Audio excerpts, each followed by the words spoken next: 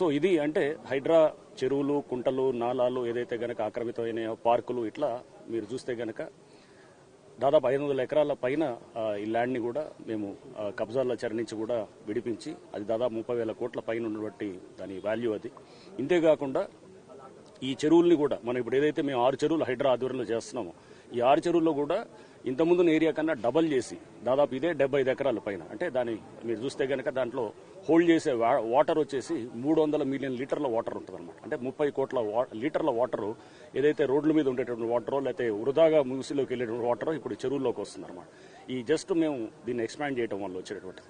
But ఈ 6 చెరువుల ద్వారా మీరు చూస్తే కనుక పెద్ద ఎత్తున కూడా ఈ ఫ్లడ్ మేనేజ్మెంట్ని అండ్ అట్లానే డ్రింకింగ్ వాటర్ ఇష్యూస్ని కూడా ముందు అడ్రస్ చేయడానికి అండ్ ఇక్కడ ఇది ఒక మంచి ఆహ్లాదకర వాతావరణంలో ఇక్కడ పార్కులు తయారు చేసేయటం, ఇక్కడ వచ్చేటటువంటి ఈ పక్కన కాలనీస్లో ఉన్నటువంటి పిల్లలు లేకపోతే వీళ్ళంతా ఉన్నటువంటి పెద్దవాళ్ళు అందరూ కూడా దీని పార్క్ని, ప్లే ఏరియాస్ని అన్ని వాడుకుంటూ ఇదొక అంటే ఎవరో అన్యక్రాంతం కాకుండా దీని అన్నింటినీ కూడా ఈ కమ్యూనిటీ అసెట్స్.